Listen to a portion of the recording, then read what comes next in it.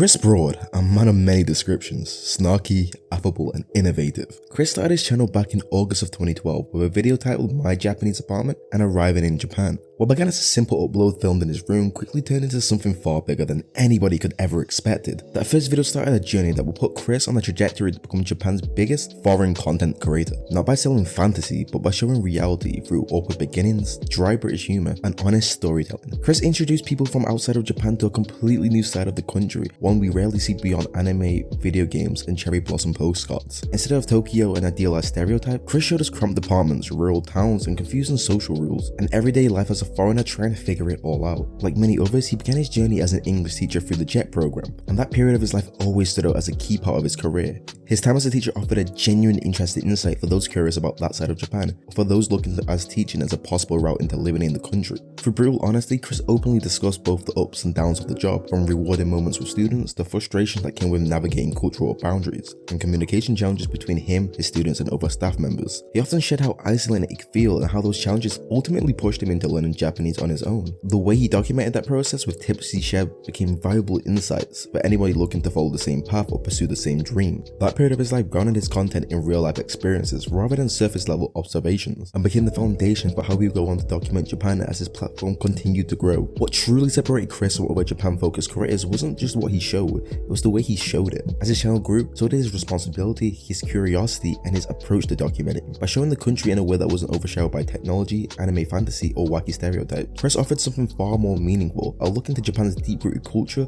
social norms and everyday realities.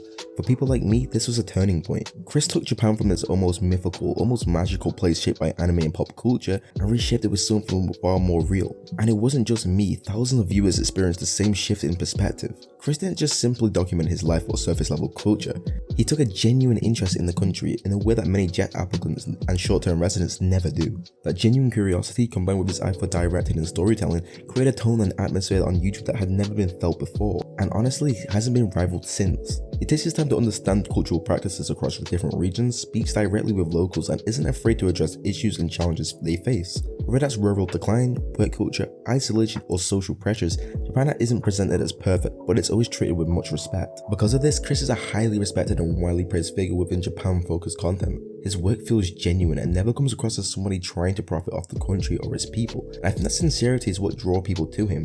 He isn't just a YouTuber, but someone who clearly loves what he does and takes real care in documenting stories that otherwise would be forgotten or ignored. Whereas his documentary on Fukushima or his coverage on measures put in place to prevent another disaster like the 2011 mega earthquake, Chris constantly approaches these topics with respect, curiosity and genuine concern, using his platform not to speculate but to inform, preserve and understand. That curiosity and respect naturally extended to his travel and exploration content. One of my favourite series on his channel is Journey Across Japan, a project where Chris alongside such guests as CWVA, Premier 2 and even PewDiePie travel across different regions of Japan and prefectures. What makes this series stand out to me is just how much of Japan we actually get to see, from well-known areas to completely overlooked prefectures and towns, each with their own strange traditions, local foods and unique identity. It offers a genuine interest and insight into those parts of Japan often forgotten or ignored, especially by mainstream tourism or media. Another series I'm a huge fan of is Wacky Weekend, which follows a similar idea with more chaotic and humorous tones. In this series, Chris and Connor explore some of the more unusual and less desirable sides of Japan, from love hotels to haunted buildings to bizarre attractions that just make you question why they exist. Despite that, these places are never presented as boring or dull. Instead, they're full of personality and life, showing that even Japan's strangest and most overlooked corners can still have stories worth telling.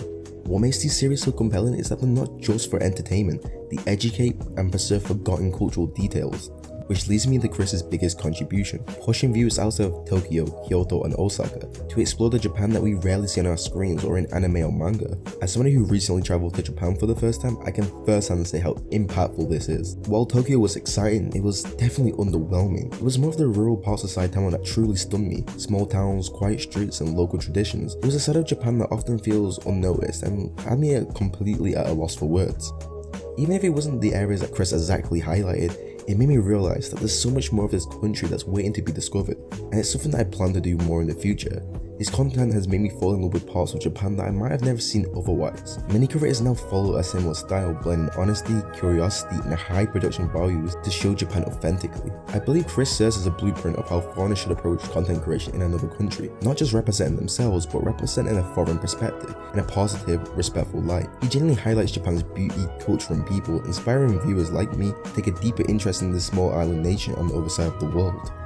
And sadly, in recent years, Japan has been faced with many troublemakers, such as Johnny Somali, and this has tarnished the view of foreigners in Japan. But positive influences like Chris and other creators far outweigh these negatives. Chris isn't afraid to speak honestly when he disagrees with certain practices or creators. For example, his video, What's Happening in Japan, he critically addresses a fellow content creator who spreads clickbaity misinformation about Japan. Moments like this truly shows that he cares about authenticity and the impact that his content has. All of this, from his early videos in a tiny apartment to teaching to exploring hidden corners of Japan, shows a consistent thread. Chris isn't just documenting the country, he's connecting people to it.